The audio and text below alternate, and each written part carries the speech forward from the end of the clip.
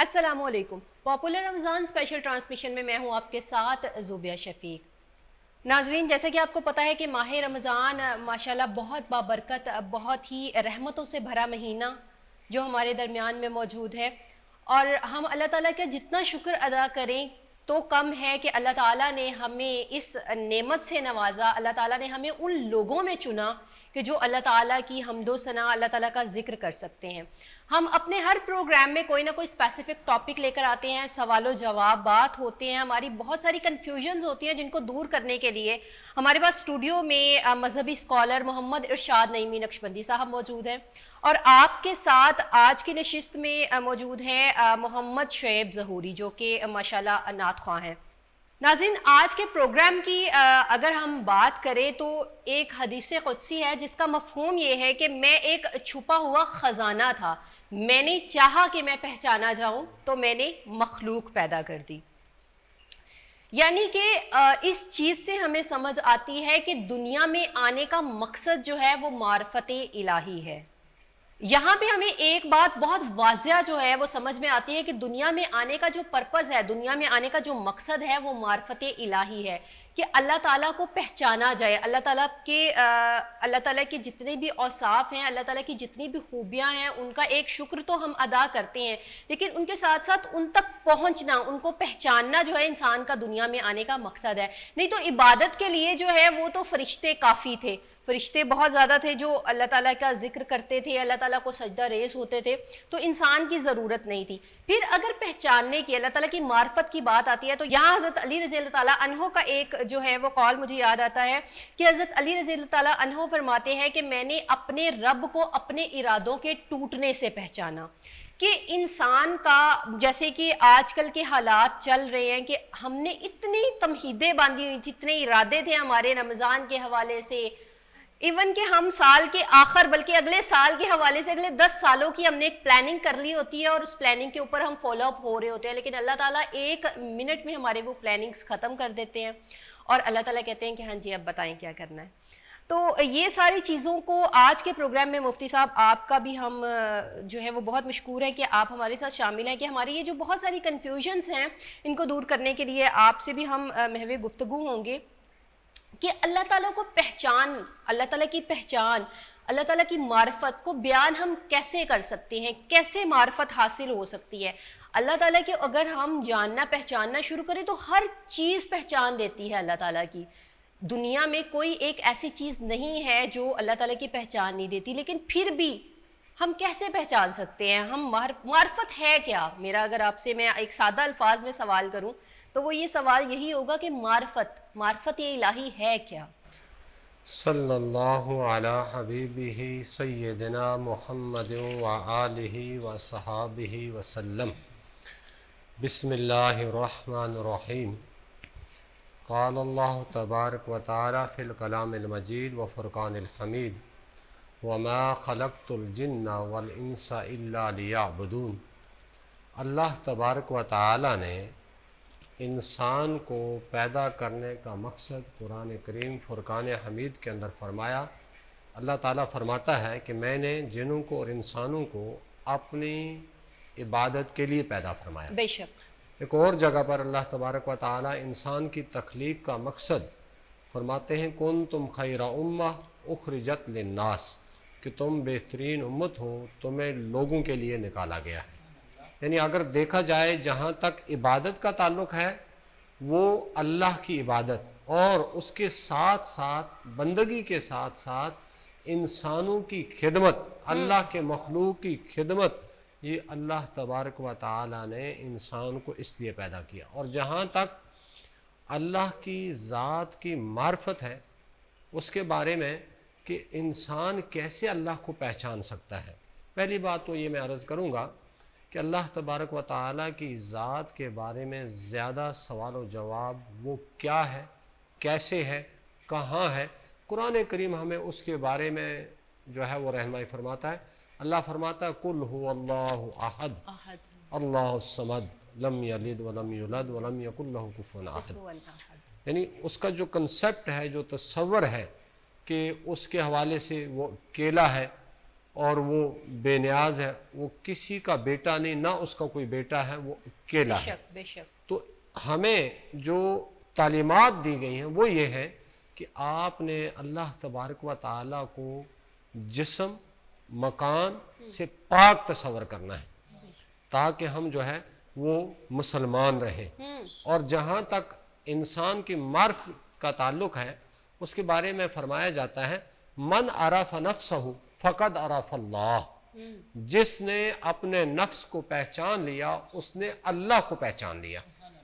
یعنی اللہ کی معرفت، اللہ کی پہچان انسان کو تب آ سکتی ہے جب وہ اپنے جسم پر غور کرے اور صرف سر کے بال کو لے لے کہ وہ اللہ کی تخلیق ایسی ہے کہ اگر آج کا کوئی سائنسدان، آج کا کوئی جو ہے وہ آئی ٹی کا ماہر یہ دعویٰ کرے کہ میں بال بنا سکتا ہوں، لیکن میرا سوال اس کے لیے یہ ہے کہ اللہ کی مخلوق سے را میٹیریل لیے بغیر آپ نے بال تیار کرنے ہیں؟ اگر آپ اللہ کی مخلوق سے جو چیزیں تیار اللہ نے کی ہیں، پیدا کی ہیں، ان سے بنا رہے ہیں تو اس میں تو پھر اس کی کاریگری نظر آ رہی ہے۔ اور اسی طرح ایک انسان، جیسا کہ آپ نے کہا، اگر انسان اپنی ایک آنکھ کو دیکھے کہ اللہ تبارک و تعالیٰ نے جسم میں اتنی نعمتیں عطا کی ہیں، ہم اس کو احاطہ تحریر میں یا بیان کرنے میں لا ہی نہیں سکتے۔ جہاں تک انسان کی نعمتوں کا تعلق ہے، صرف انسان اپنے اوپر غور و فکر کر لے کہ اللہ نے کس طرح سے انسان کے دماغ کو بنایا، آنکھوں کو بنایا، ہاتھوں کو بنایا، یہاں تک کہ دو بھائی جن کا تعلق والدین سے ہے کہ ان کے جو فنگر پرنٹس ہیں وہ بھی ایک جیسے نہیں ہیں۔ تو جب انسان اپنے ایک من میں ڈوب جائے تو اس وقت جا کے اس کو اللہ کی پہچان ممکن ہے کہ جس کے بارے میں فرمایا من عرف نفسہ فقد عرف اللہ، جس نے اپنے نفس کو پہچان لیا، اپنے آپ کو پہچان لیا، اس نے اللہ کو پہچان لیا۔ بہت بہت شکریہ مولانا صاحب۔ گفتگو کا سلسلہ انشاءاللہ اسی طرح جاری رہے گا، لیکن یہاں پہ وقت ہوا چاہتا ہے جو کہ ایک نعت مبارک کا، تو ہم محمد شعیب ظہوری کی طرف آتے ہیں۔ اے سبز گنبد والے منظور دعا کرنا، جب وقت نزا آئے آقا دیدار عطا کرنا، ہمیں دیدار عطا کرنا۔ ایسا گنبد والے منظور دعا کرنا، جب وقت نزا آئے آقا دیدار عطا کرنا۔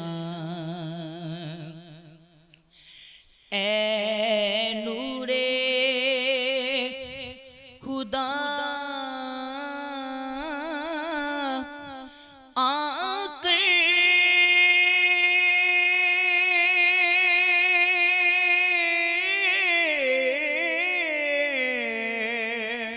بس آنکھوں میں سما جانا،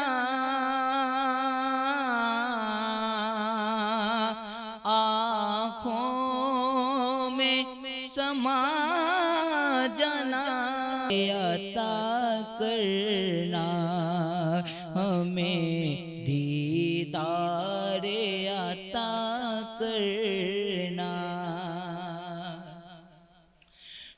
میں قبر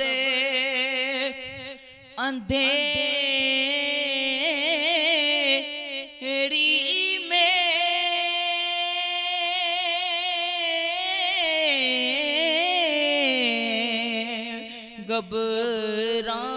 گھبراؤں گا جب تنہا، گھبراؤں ہوں گا جب تنہا امداد میری کرنے آ جانا میرے آقا امداد میری کرنے آ جانا رسول اللہ روشن میری تربت کو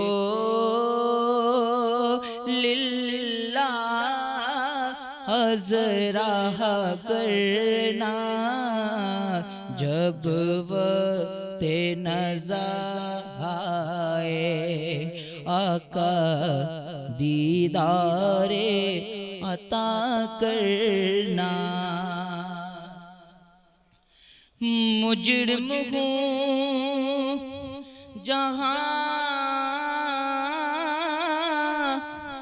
بر کا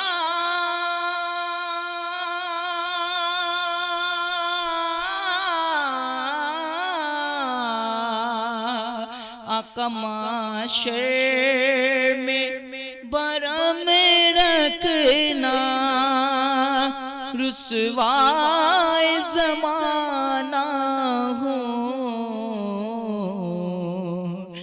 دو زد سے بچا دینا رسوائے زمانہ ہوں دامن میں چھپا لینا مقبول دعا میری اے نور خدا کرنا جب وقت نزا آئے آقا دیدار عطا کرنا ایسا گنبد والے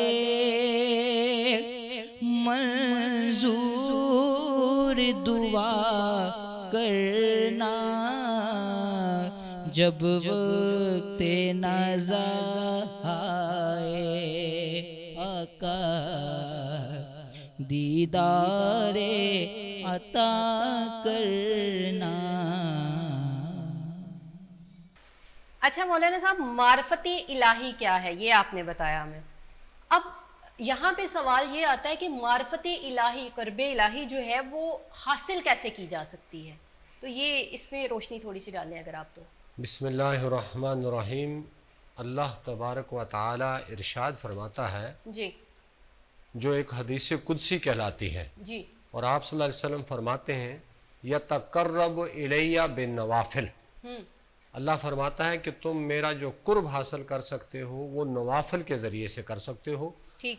اور اس حدیث مبارکہ، یہ کافی لمبی طویل حدیث مبارکہ ہے جی جس کا مفہوم اس طرح ہے کہ جب اللہ تبارک و تعالیٰ کے بندے اللہ کی عبادت کر کر کے، جی اور یہ یاد رکھیں یہاں سے مراد نفلی عبادت ہے، ٹھیک وہ اللہ کا قرب خاص حاصل کر لیتے ہیں. ٹھیک. اور اللہ فرماتا ہے کہ میں ان کے ہاتھ بن جاتا ہوں، میں ان کے پاؤں بن جاتا ہوں، میں ان کی زبان بن جاتا ہوں، میں ان کے کان بن جاتا ہوں.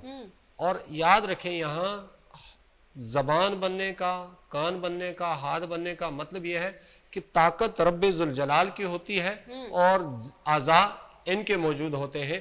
اب پھر وہ جو بولتے ہیں وہ سب اللہ تبارک و تعالیٰ کی بارگاہ میں مقبول ہوتا ہے. بے شک. فرض جو نماز ہے یا ارکان اسلام ہے جی وہ ہمارے لیے، ایک مسلمان کے لیے ادا کرنا ضروری ہے. بے شک. اور سوال ہے کہ معرفت کیسے حاصل کی جا سکتی ہے؟ ارکان اسلام کے بعد انسان اللہ کے حکم کی تابعداری کرتے ہوئے، شریعت پر چلتے ہوئے، اور اضافی عبادت قرآن کی تلاوت، ذکر و اذکار، درود پاک، نوافل پڑھ کر جو ہے وہ انسان مراحل طے کرتے ہوئے وہ قرب الہی پا سکتا ہے. اس کے بغیر جو ہے یہ قرب الہی پانا ممکن نہیں. ٹھیک. جیسا کہ مولانا صاحب آپ نے خود ارشاد فرمایا کہ مقصد تخلیق جو ہے جسے ہم نے پہلے بھی ذکر کیا کہ مقصد جو تخلیق ہے وہ معرفت ہے. اللہ تعالیٰ نے چاہا کہ اللہ تعالیٰ کو کھوجا جائے, اللہ تعالیٰ کو بیان کیا جائے, تو اللہ تعالیٰ نے انسان کو پیدا فرما دیا. کہ اللہ تعالیٰ خود چاہتے ہیں کہ اللہ تعالیٰ کو کیا ضرورت تھی ان ساری چیزوں کی. اللہ تعالیٰ چاہتے ہیں میری جو میں نے آپ کو جو نعمتیں دی ہیں ان پہ شکر ادا کرو اور میری معرفت بیان کرو. لیکن جب ہم اللہ تعالیٰ کی کھوج میں لگتے ہیں, معرفت کی طرف بڑھتے ہیں, تو ایک وقت ایسا آتا ہے جہاں ذہن کے سارے سوالات جواب دے جاتے ہیں. اللہ تعالیٰ جو ہیں وہ تو ہمیں دنیا کی ہر چیز میں, جیسے آپ نے شروع میں ارشاد فرمایا کہ ہر چیز میں اللہ تعالیٰ کی معرفت نظر آتی ہے. لیکن ایک وقت ایسا آتا ہے جہاں پہ سوال جو ہوتا ہے, سوال و جواب کا سلسلہ ختم ہو جاتا ہے. تو وہاں کیا کرنا چاہیے انسان کو؟ آپ تھوڑی سی اس پہ روشنی ڈالیں تو. اللہ تبارک و تعالیٰ کی معرفت, اللہ کا قرب, اللہ کی پہچان, یہ شریعت کے تابع رہتے ہوئے یہ مسلمانوں کے لیے کہ وہ شریعت جہاں تک اجازت دیتی ہے وہاں تک تو ہم اللہ کا قرب حاصل کرنے کے لیے اور پہچان کرنے کے لیے جو ہے وہ علم حاصل کریں, اور ایک دائرہ کار کے اندر جو ہے وہ سوال و جواب ہم کر سکتے ہیں. لیکن یہ عام لوگوں کے لیے ہے کہ جن کے پاس اس قدر علم نہیں, یعنی وہ شریعت کے تابع رہ کر جو ہے وہ اپنی زندگی گزاریں گے, زیادہ کھوج نہیں لگائیں گے. اور اس کے بعد ہے اللہ کے خاص بندے, یہ عام لوگوں کے لیے تھا.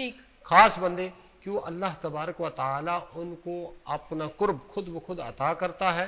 وہ اس قدر پاکیزہ دل ہوتے ہیں کہ اللہ تبارک و تعالیٰ کا تقوی اختیار کر کے انہیں اللہ کی پہچان نصیب ہو جاتی ہے, اور یہ خاص لوگ ہیں. اور اس کے بعد ایک مقام آتا ہے خاص الخاص لوگوں کا, جو کہ اس سے بھی زیادہ اللہ کی معرفت کو پا لیتے ہیں.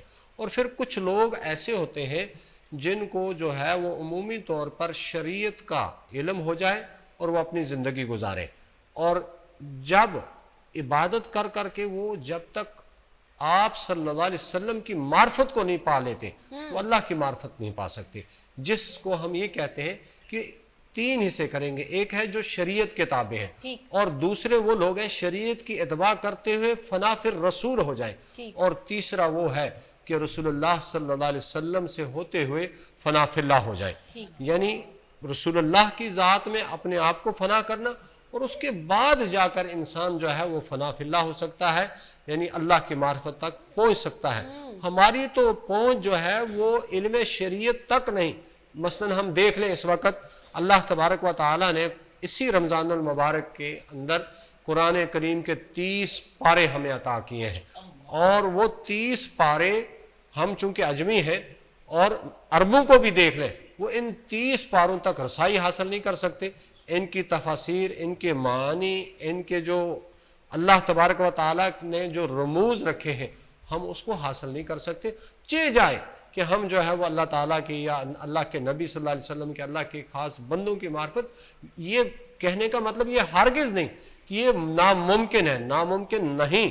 لیکن اگر سوال یہ ہے کہ کیسے, تو اس کا جواب یہ ہے کہ سب سے پہلے تو ہم زندگی گزارنے کا ڈھنگ قرآن کی روشنی میں, احادیث کی روشنی میں سیکھیں, اور اس کے بعد قرآن کا, حدیث کا کما حق علم حاصل کریں, اور پھر جا کر جو ہے ہم اس راہ کے مسافر بنے جس کے بارے میں جو ہے وہ بڑے بڑے لوگ اپنے آپ کو فنا کر چکے, لیکن منزل ان کو ملتی ہے جن پر اللہ کا خاص کرم ہو جائے.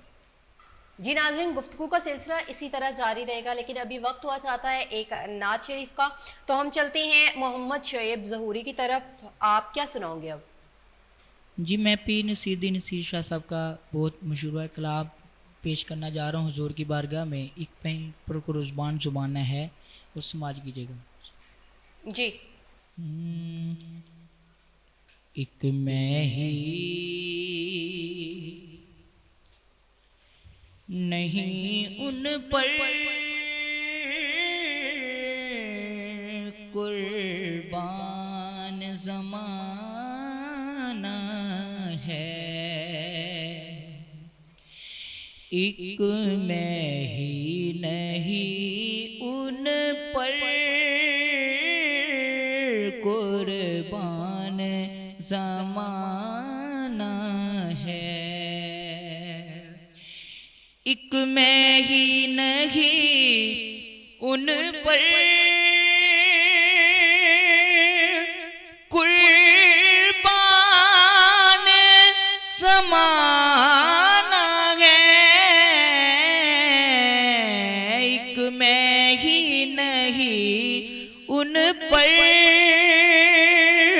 قربان زمانہ ہے، جو رب دو عالم کا محبوب یگانہ ہے۔ کل پل سے ہمیں جس نے خود پار لگانا ہے، کل پل سے ہمیں جس نے خود پار لگانا ہے، زہرا کا وہ بابا ہے، حسنین کا نانا ہے، زہرا کا وہ بابا ہے، حسنین کا نانا ہے۔ آؤ در زہرا پر،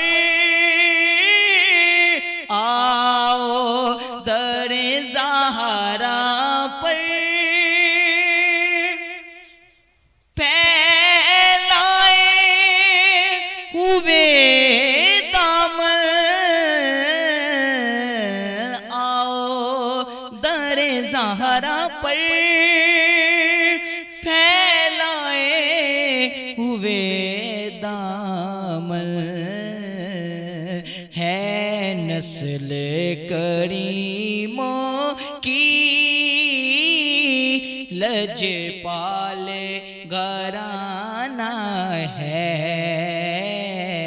ایک میں ہی نہیں ان پر